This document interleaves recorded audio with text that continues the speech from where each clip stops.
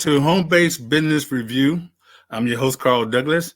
Today, I got to say that I'm very excited because we have a book author that is I think, number one, she's a mother. She's a super mom. She has, Fayette, are you there? I am here, yes. You know, the last time I was counting, you have how many kids, grandkids, how many altogether would you say? So I have 13 in my tribe. I have 5 children and 8 grandchildren. Oh, man, you're a busy person. Very busy. Yeah. You know, you are the perfect person to talk about the subject that we're going to be talking about. Okay. And you had multiple businesses, but you never gave up. You kept going because you knew your why. Yes. All right. So we're going to go ahead and talk about why do most people fail in business?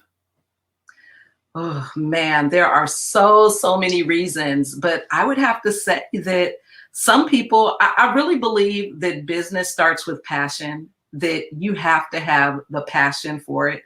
And you also have to have that endurance, because you and I both know, I feel like I'm a serial entrepreneur because there's been so many businesses. Yes. And I also know that, you know, with business, there comes a lot of challenges, a lot of ups, a lot of downs, and you have to be built for it. You have to be cut for it. And some people get easily discouraged.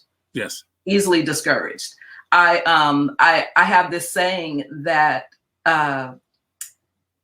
business and purpose, all of that is all about mindset. And mindset and money are the 2 biggest factors. And the one thing that we have the most control over is our mindset. If your mindset is in the right place, the money will come. But you got to have the mindset to endure and to get through all of those areas where it might seem challenging. There's not a single person I know in business, and you know this by people that you've interviewed, that does not have a story to go along with their success, but stories of those challenges where they either almost wanted to give up, maybe gave up and started something different, but everyone's experienced it. But you really have to be, you know, you have to be tough. And I like to say, let your passion lead you. Because if you're passionate about whatever it is, that's really half the battle. That's half the battle, because you'll want to keep pushing through. Excellent, excellent. You know, most people have business I feel, because I have multiple businesses as well. A lot of people don't understand it's a business. It's not a hobby. That too. And you're in charge of your payroll. You're in charge of understanding how to scale up. Okay. You need to know, you need to measure how much money you need to start a business and to maintain the business. Okay. If you agree on this, let's say that you had $200, okay, per month that you want to put in your business, advertisement, maybe, you know, buying stuff on Fiverr, because, you know, it's cheap on Fiverr, right? So things you need. But a lot of people don't understand how to even do that. Wouldn't you agree? Oh, yeah, absolutely. Absolutely. It's definitely, it's an investment, but you also have to, you know, at the end of the day, like you said, it's a business. So you have to think like that. You have to consider all of those factors, because that's another thing that can easily discourage you and you'll be ready to give up. Yeah. But yeah, absolutely. So you have to definitely plan, right? Oh yeah. The business, like your business plan, 3 months out of the first quarter, second quarter, third quarter. And you know you're not right away going to be making money, but you don't want to overspend too. Right. Exactly. And it's really good to get yourself, if you're really new to this and you don't know a lot about that, then you really have to surround yourself with people who do know that. Don't be afraid to ask. Don't be so prideful that you don't want people to know that you're struggling in some of those areas. Right now, I have a daughter who has her MBA, and she's my business consultant. You know, she's the one that keeps me grounded, because I'm the creator. All I want to do, Carl, is create. Give me, some computer programs, and I'm the one that thinks about the next best thing to sell, the next best product, the next thing to get someone's attention. And she's the one to say, okay, mom, let's look at this. Where does it make sense? Where do we want to maybe, okay, we'll do this now, and then maybe we need to do this in this season. So there's a lot of things that go along with how you plan your business, whether you're scaling back, scaling up, but you have to be, if that's not your area of expertise, you just know you have a product or you have a business or you have an idea, then you need to put yourself, in the company of people who know that. And if you don't have those people around that you can tap into, then you better Google it. There's too many resources that are available for that.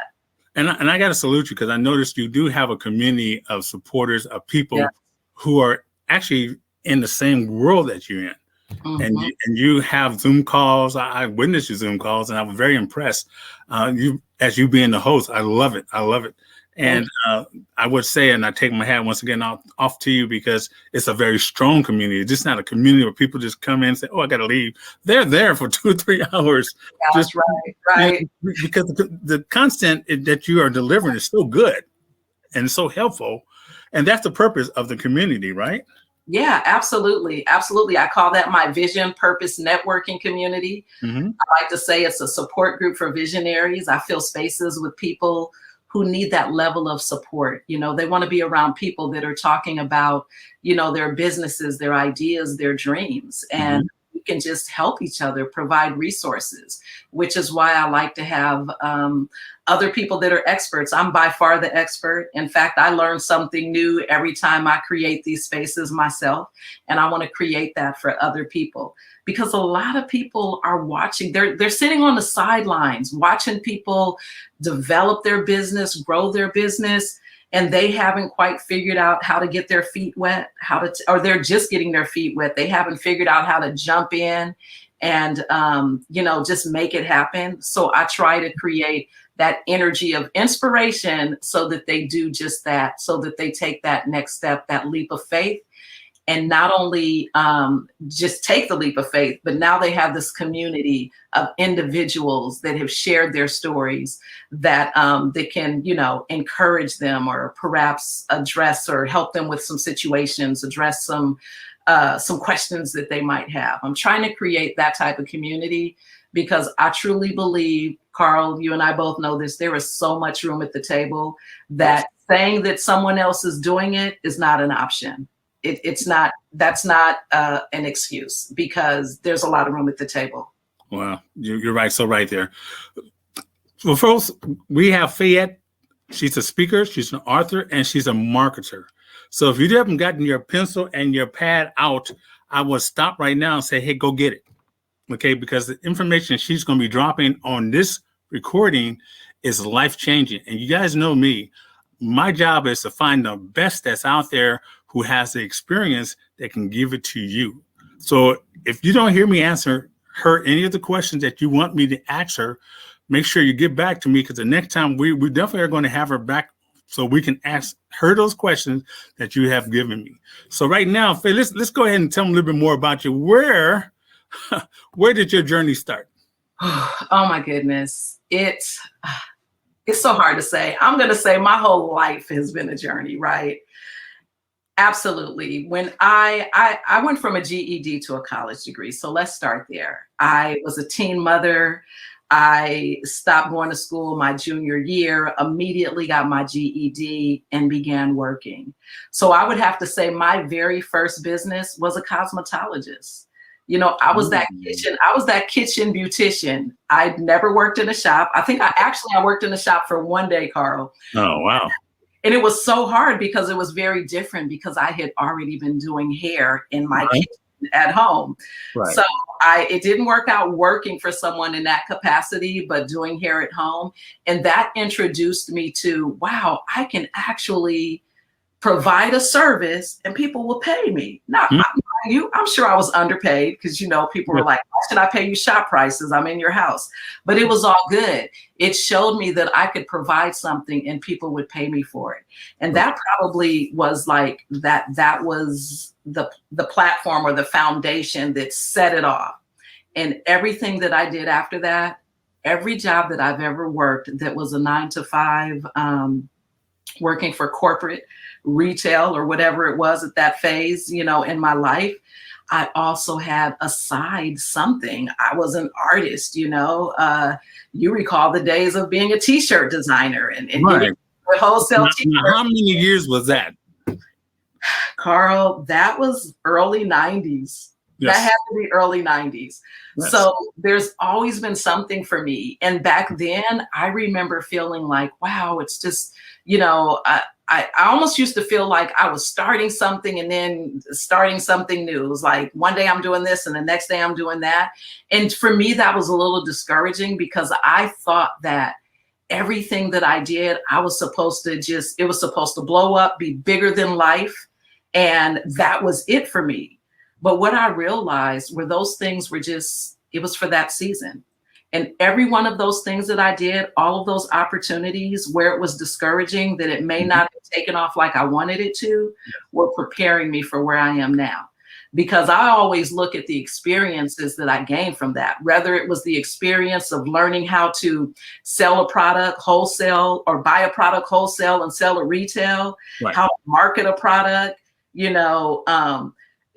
going to or getting booths, being a vendor at different events, whether it was Black Expo or the artist salute to Black History Month.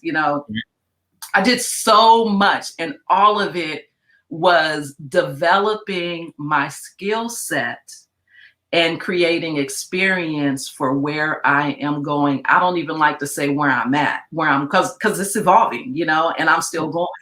Right. And so it's been everything. And my latest thing was DJ.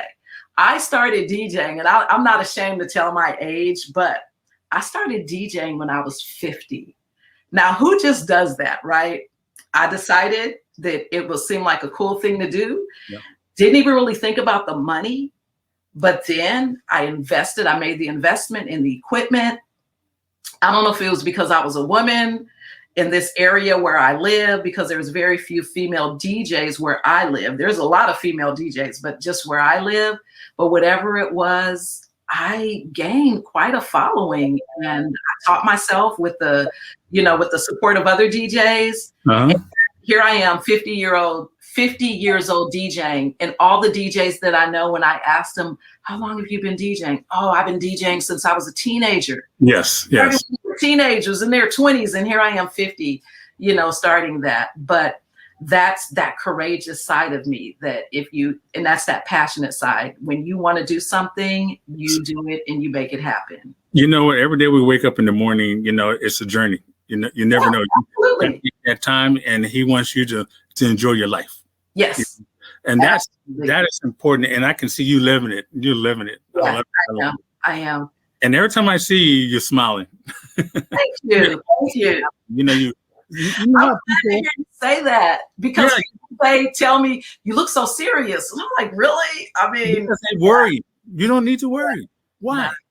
No, not anymore. I used to be that worrier. I was always concerned about what other people were saying, what they were, I had these standards that I didn't even set, right? They were standards that other people set, and I was trying to meet them. And then I realized that, wait, create your own standards, right? Set your own standards for this game. Yes. But yeah.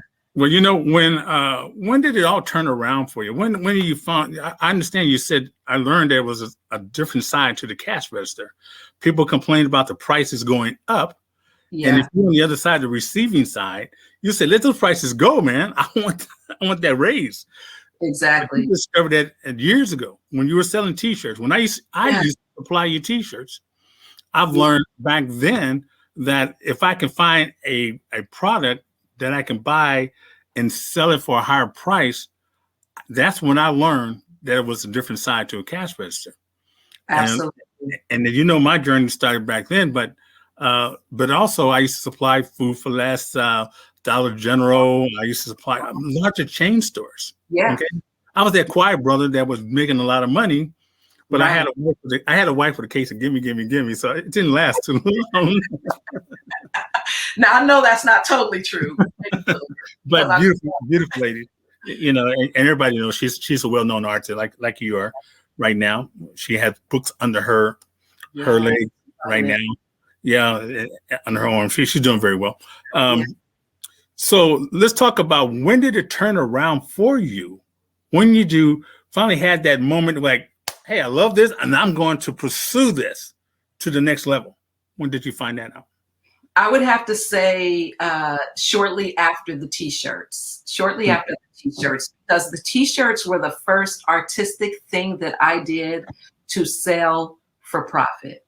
Okay. When I realized, because once I tapped into that creativity realm for myself, it just took off. And then I started creating even more. And I realized that it didn't take a lot. So the very little overhead, right? You know, working out of my home.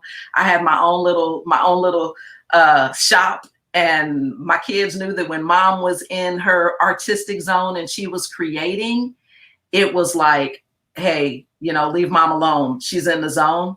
But when I started creating my own art, and I was doing cards and I was doing pictures, again, this was after t-shirts, and stores wanted them, bookstores, little shops, small shops. I was like, wow, I'm on to something. Yes. I literally make money from the labor of my hands, something that I created from an idea, from a thought. Yes. And now people are willing to pay for it. And not only just pay for it, buy it from me, but they're the ones selling it. And that's when the game got real. That's when I realized, like, wow, there's a whole science to this, right? I remember that because we bought some of your projects that you had back then. Beautiful work, beautiful work. Thank you. So let's talk about, did you have a mentor? Was it somebody that you were looking at and say, hey, I want that, what they have? Yeah, I would have to say, depending on what that type of business was for me or what it was during that time, I always sought out people who did the same thing. So for instance, when that light bulb went off, and it was, you know, during my art phase, which I still have, but when it first started, I was surrounding myself with other artists. So I was doing shows and events with individuals that did the same thing. And I was learning from them. I was, you know, I'm the one to ask you questions, not afraid to ask questions, never felt like this was a competition. Life is not a competition, because we all have what we give, right? We all are individuals. So those were my mentors. Whatever it was that I was doing at that time were mostly my mentors. But now, Carl, I've evolved to, I love having my community of like minds that do similar things, like writers and authors right now, DJs. But I value coaches, and I've had coaches that I have paid for, you know, to also help me, you know, from a different perspective, because I think you need a range, right? Not just a mentor maybe for one phase or for one part of your journey or your product or whatever it is, but for various areas, because you really have to stay grounded. Because, you know, this industry, it'll just, man, it could be really competitive. Yes. You know, and not a lot of people aren't cut for competition. I wasn't always cut for competition until I realized that what I have is different from other people. We may both sell the same product, but some people will buy from me and not you, and some will buy from you and not me. You know, we all have our own community, and we all have our own sphere of influence. That's why I say there's so much room at the table. But again, as far as mentors, there have been many, some that were in the exact industry, others who were, like I said, just coaches, you know, life coaches, journey coaches, purpose coaches. Yes. Do you believe, and thank you for the information, that was right on. Do you believe that when a person meets someone, they need to keep that information because they can actually build a relationship with that individual and sell them whatever they want at the time they want to buy it? Do you believe that? To a degree. Okay. Do you believe that email marketing is good for you? Absolutely. I Okay. believe email marketing, I believe there are so many different types of marketing, right? Mhm. Email is still definitely big. I mean, and then it's generational too, you Yes. know, because we know Yes. social media is really big right now. And a lot of the marketing and branding classes or workshops that I go to, you know, they're all talking about Instagram, Facebook, and, you know, Marketing. Yeah. a lot of the social media marketing. But I think there's still a place for email marketing. Absolutely. Yes. Anytime you can get your link that we see right here, get someone to go to your link and the link does the rest, is how you stay in contact or get that information. Yeah. And if you do a good job at customer service, which I know you do because you're very personal, Yeah. a person is going to want to buy something for you in the near future. Okay. Right. So How many tell me. times have you bought? I was going to say, Carl, how many times have you bought something based on the relationship or the connection that you had with the person? Many times. That's a lot. Many Yeah. times. Yeah. And tell me, you have a Facebook account, right? I do.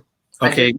So when you messaging somebody, and you're just learning who that person is and you're messaging, it's like a personal connection. Would you Yes. agree that that's more powerful than just texting and talking?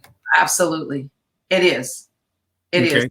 Both. They all have a certain level of connection, right? It's Okay. just a little different. But of course, I think, you know, texting and talking is super intimate, and that is almost reserved for people that are really close to you. And it's not always about business when it comes to that. Hmm. But these other platforms allow for you to develop that type of connection. Okay. Tell me more about that. What other platforms that we're talking about? Oh, the social media platforms, as far as like Facebook, Instagram, LinkedIn, which I very seldom use, Twitter. Now we have Clubhouse. I don't know if you've heard about Clubhouse, but I've I become know it. I heard about it, but tell yeah, me more about that because that's going to be interesting. yeah. You know what? I have to say I love Clubhouse. I was introduced to it. Wow, I want to say in January. And when I was first introduced to it, because it's an invite for iOS Apple users, and Okay. individuals will only get 2 invites when they first join. So it's very limited. And I sat on my invite for a few weeks, and the person who sent it to me said, "How come you haven't joined?" And I'm like, "I have no idea what it is." And she said, "Well, just get in." So I got in and I started checking it out. So I like to say, and people who are listening may have a difference of opinion, but this is how I like to describe Clubhouse.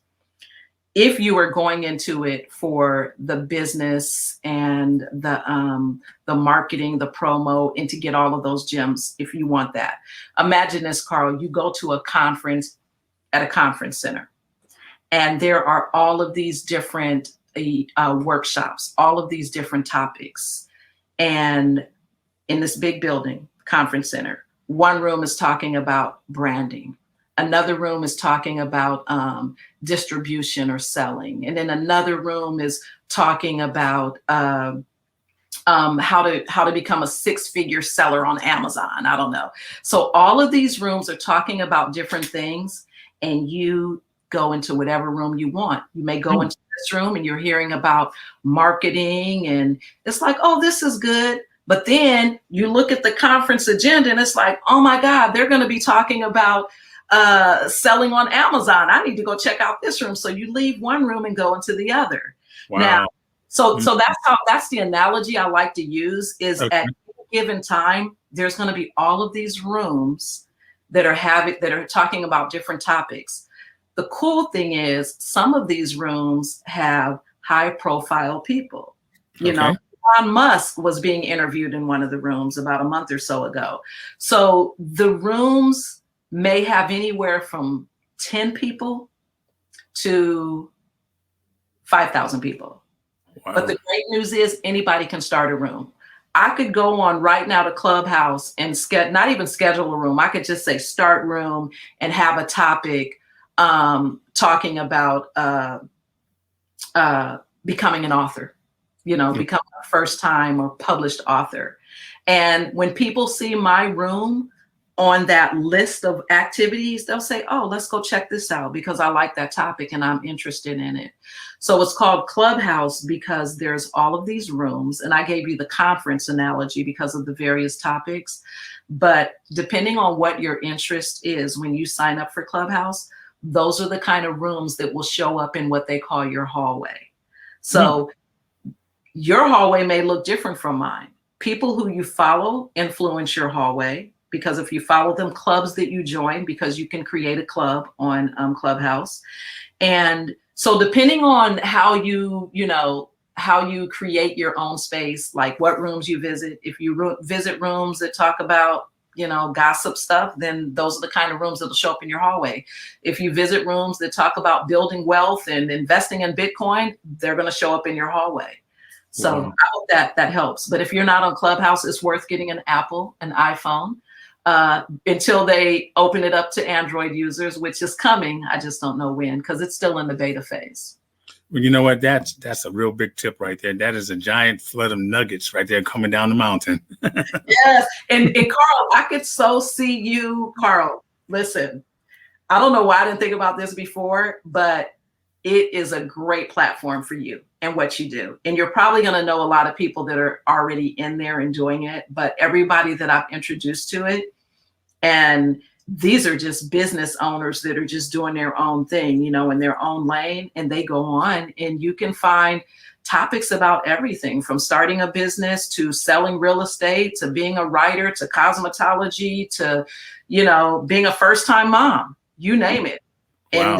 And it's 24 hours. And I'll leave you with this last tip, because I can go on and on about Clubhouse, but the reach is worldwide. I love it.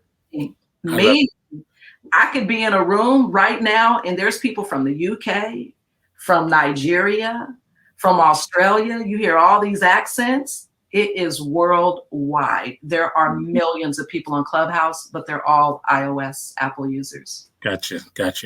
Well, you know that I will be discussing that with my business partner. Okay. But I want to talk about something that you mentioned. We know that you're an artist, so let's go ahead and talk about this book right here. Yes. And how this came to be.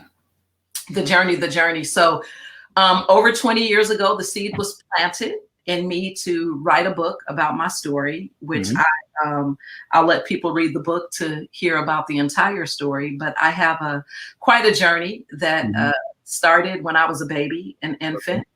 And as things developed in my life, things that I learned about, things that I experienced, I have never been shy of telling people about my story. I'm an open book. So telling people about my story, they would say, oh, you should write a book. You should write a book. And here I am over 20 years later, was courageous enough to release the book. So the book is A Life Worth Living, Loving, and Forgiving, from broken to purpose, because I believe that everyone's life has purpose. And I outlined that in my story, of all of the things that I experienced, and just to discover my purpose, which I believe is to share my story and encourage others to use their story to discover theirs as a platform. A lot of people would love to write that part of them. Everybody has a book inside them, maybe multiple books inside them. But I always say, for those who take that step out and become great at what they want to do, like for instance, I got a chance to read some of this, but I got to tell you, it's very thoughtful. It's something that it seemed like it came from your heart. Yeah. Okay? And that's a great thing. Listen, Fayette, we ran out of time here, but we're going to invite you back. Would you like to come back and talk more about your marketing and how you are basically getting that book out there? I think that my listeners would love to hear about that. Okay. Absolutely. Thank you. My pleasure. Once again, this is Carl Douglas from Home Based Business. My guest was Fayette, and this is her book right here. And if you have any questions, you know where to send those questions to, and I'll be happy answering. The next time we get her on the line here, folks, we'll go ahead and answer those questions. Okay. So we're going to say bye for now. Thanks for coming. Thank you. I have a question.